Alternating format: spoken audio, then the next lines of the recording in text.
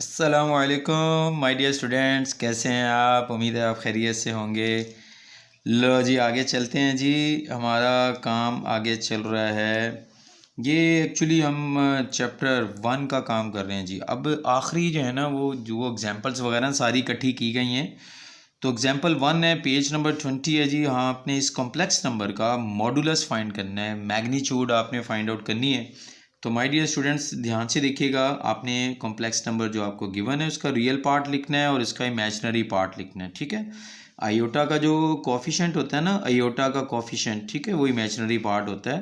तो -√3 ये बी की वैल्यू आ गई, इमेजिनरी पार्ट, ठीक है। तो किसी भी कॉम्प्लेक्स नंबर का मॉडुलस जो है इस तरह हम लिखते हैं। फॉर्मूला उसका ये होता है, real part square plus imaginary part square under root. A की वैल्यू पुट कर दें, बी की वैल्यू पुट कर दें, तो ये 1 + 3 4 आ जाएगा। 4 का स्क्वायर रूट 2 होता है। तो सो सिंपल क्वेश्चन एग्जाम्स में आए हुए हैं, ठीक है। अब प्यारे बच्चों, सेम इसी तरीके से आप देखिएगा। यहाँ पे ये कॉम्प्लेक्स नंबर आपको दिया हुआ है और इसकी ए की वैल्यू रियल पार्ट ये आ गया और ये इसका इमेजिनरी पार्ट आ गया। सेम वही फार्मूला जो भी हमने यूज़ किया है, वेरी सिंपल, इसमें कुछ ज़्यादा बताने की ज़रूरत नहीं है। अब यहाँ पे आ जाए जी, आपने ये प्रूव करना है कि z∬r=z। तो आपको पता है कॉम्प्लेक्स नंबर की स्टैंडर्ड फॉर्म ये होती है। फर्स्ट टाइम आप इसका कॉन्जुगेट लें और कॉन्जुगेट को बार से शो करते हैं। इससे होता क्या है, कनेक्टिंग साइन चेंज होगा जी। प्लस जो है वो माइनस में चेंज हो जाएगा। इस तरह आपने एक दफ़ा फिर इसका बार ले लेना है, तो ये डबल कॉन्जुगेट हो जाएगा। तो जब आप इसका दोबारा कॉन्जुगेट लेंगे तो फिर ये कनेक्टिंग साइन चेंज हो जाएगा और ये आपके पास a+i बन जाएगा। और आप देख सकते हैं ये तो वही आ गया जो हमने स्टार्ट में लिखा था। सो z∬r=z। इस तरह ये आसानी से, बहुत आसान था क्वेश्चन। ये बहुत इंपॉर्टेंट है, बार बार एग्जाम्स में आया हुआ है, ये आपने प्रूव करना है जी। तो इसके लिए बेहतर ये है कि आप इसको लेफ्ट साइड का आंसर अलहदा निकालें, राइट का अलहदा निकाल लें। ये लेफ्ट साइड मैंने लिखी है यहाँ पे, z∗z∗, ये z है और ये z बार है। बार से क्या होगा, कनेक्टिंग साइन चेंज हो गया। अब आप इन दोनों ब्रैकेट्स को मल्टीप्लाई कर दें तो first term square minus second term square, iota square -1 होता है, इस माइनस को प्लस कर देगा। तो ये लेफ्ट साइड का आंसर आ गया जी। अब आप दोबारा जो है वो z को लिखें, उसका मॉडुलस का फॉर्मूला अप्लाई करें और ये जो मॉडुलस आया है आपके पास, ठीक है, इसकी स्क्वेयरिंग कर दें दोनों साइड्स पे। इसका इधर भी स्क्वेयर इधर भी स्क्वेयर करेंगे तो ये भी वही आ गया। तो आप देख सकते हैं left hand side = right hand side. ये इक्वेशन 1 बोल दें इसको, इसको आप नंबर 2 बोल दें। 1 और 2 से क्या रिजल्ट मिला, z∗z∗ z मॉडुलस स्क्वायर, ठीक है। तो ये हमारा प्रूव हो गया। बहुत ही आसान क्वेश्चन है। यहाँ पे देखें, क्वेश्चन है हमारे पास, define polar form of a complex number. तो ये डेफिनेशन है ये, ठीक है, बुक में लिखी हुई है। तो इसको मैंने आसानी के लिए यूँ लिखा है, इस तरह लिख देंगे तो पूरे नंबर आपको मिल जाएंगे। कॉम्प्लेक्स नंबर हमारे पास फ़र्ज़ कर लें x + i है, is a complex number. Then याद रखिएगा ये कॉम्प्लेक्स नंबर ये इसके इक्वल होता है। इस कॉम्प्लेक्स नंबर को इस शक्ल में लिखना, इसको पोलर फॉर्म कहते हैं। तो कैसे लिखेंगे, r × cos theta plus iota × sine theta. ये आपको नज़र आ रहा है यहाँ पे। r जो है वो क्या चीज़ है, r इस चीज़ का नाम है जी। r जो है वो इस कॉम्प्लेक्स नंबर का मॉडुलस है। और ये थीटा जो आपको नज़र आ रहा है कॉस के साथ में और साइन में, ये क्या है, इस कॉम्प्लेक्स नंबर का आर्गूमेंट है। आर्गूमेंट कहते हैं इसको। तो मैं आपको थोड़ा सा ये आपको बेटा समझा भी देता हूँ ताकि आपको किसी किस्म की कन्फ्यूजन ना रहे।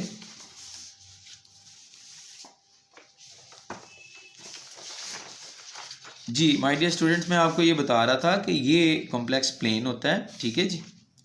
ये आपके पास कॉम्प्लेक्स पॉइंट है, ये जो x और y है ये कॉम्प्लेक्स पॉइंट है।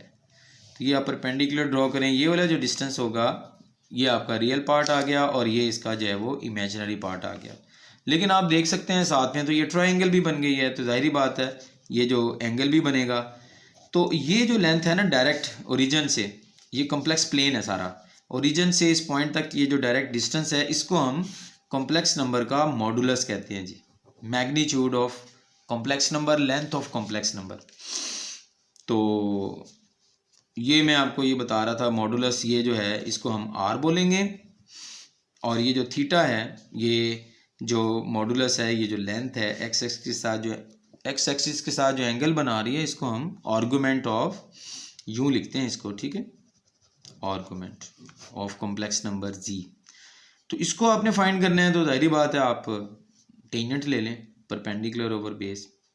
तो यहाँ से फिर ये थीटा जो है हमारे पास इसके इक्वल आ जाएगा। तो ये आपने फॉर्मूला याद रखना है, ठीक है। उम्मीद है आपको ये समझ में आ गया होगा। इसी तरह ही आपने इसको प्रिपेयर कर लेना है। अगला क्वेश्चन है जी बहुत इंपॉर्टेंट, ये कॉम्प्लेक्स नंबर दिया हुआ है, इसको पोलर फॉर्म में लिखना है। भैया आप किसी भी कॉम्प्लेक्स नंबर को पोलर फॉर्म में लिखना चाहते हैं तो आपके पास उस कॉम्प्लेक्स नंबर का मॉडुलस और उसका आर्गुमेंट होना चाहिए। तो लिहाजा हम सबसे पहले क्या करेंगे, ये इसका रियल पार्ट हो गया, ये इसका इमेजिनरी पार्ट हो गया। तो मॉडुलस निकालते हैं जी। आर किसके बराबर होता है जी, मॉडुलस कैसे निकालते हैं किसी भी कॉम्प्लेक्स नंबर का, real part square plus imaginary part square. Real part बेटा 1 है तो 1 का स्क्वायर आ गया हमारे पास, ठीक है। और इमेजिनरी पार्ट जो है वो √3 है तो इसका हम स्क्वायर ले लेंगे। तो ये 1 + 3 जो है ये 4 के इक्वल आ जाएगा, ये देखें। और बहरहाल मॉडुलस जो है वो हमारे पास 2 आ गया जी। इसी तरह आपने आर्गुमेंट निकालना है जी। ये फार्मूला है, ये इमेजिनरी पार्ट है, ये इसका रियल पार्ट है। इमेजिनरी पार्ट √3 है, रियल पार्ट 1 है, तो ये टेंजेंट इनवर्स ऑफ √3 बनेगा which is equal to 60 degree. लिहाजा हमारे इस कॉम्प्लेक्स नंबर की पोलर फॉर्म जो है वो कुछ यूँ होगी।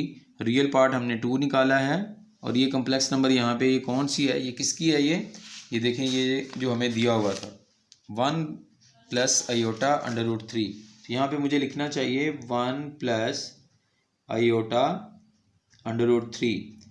तो इस कॉम्प्लेक्स नंबर की ये पोलर फॉर्म आपको नज़र आ रही है जी, ठीक है। तो उम्मीद है आपको ये समझ में आ रही हैं चीज़ें। इसी तरह एक क्वेश्चन ये है यहाँ पे, ये आपको कॉम्प्लेक्स नंबर दिया हुआ है पावर 3 के साथ। तो यूँ समझ लें आपने सिंप्लीफाई करना है इसको, रियल और इसके इमेजिनरी पार्ट्स आपने फाइंड करने हैं। तो ये क्यूब वाले क्वेश्चन हमने पहले भी किए हुए हैं। सिंपल आप इसके ऊपर क्यूब का फॉर्मूला लगा दें। ये देखें, फर्स्ट टर्म का cube, second term cube, +3 × first term × second term, और बाद में ये ब्रैकेट सारी ऐसे रिपीट करनी है। तो इसका क्यूब जो है वो हम यूँ लिख लेंगे, स्क्वायर करके जो है वो 3 आ जाएगा, और सिंगल पावर ये आ गई, आयोटा का स्क्वायर × आयोटा पावर 3 पूरी हो गई। इसको आप पहले इससे मल्टीप्लाई कर लें फर्स्ट टर्म के साथ, और इसको जो है वो सारे को फिर आयोटा से मल्टीप्लाई कर लें। आयोटा स्क्वायर -1 होता है, तो ये वाली टर्म नेगेटिव होगी, ये मैंने नेगेटिव के साथ लिख दिए। ये 9 आयोटा बन जाएगा, ठीक है। तो उसके बाद ये आपके पास आ गया 3 × √3, ये माइनस आयोटा बन गया, आयोटा स्क्वायर -1 होता है। और ये यहाँ पे मुझे मिस्टेक लग रही है, ये 3 × √3 है, सॉरी, ये अंडर रूट लगाना है यहाँ पे। और बाद में ये वाली टर्म जो है वो आपने इसके साथ कैंसिल करनी है जी। इसके साथ कैसे कैंसिल होगी, देखें, आयोटा स्क्वायर आ गया, ये माइनस का साइन बन जाएगा इसकी वजह से, क्योंकि आयोटा स्क्वायर -1 होता है जी, ठीक है। तो बेटा ये दोनों टर्म्स बाद में कैंसिल हो जाएंगी। 9 आयोटा -आयोटा, 8 आयोटा आपके पास इसका आंसर आ जाएगा जी।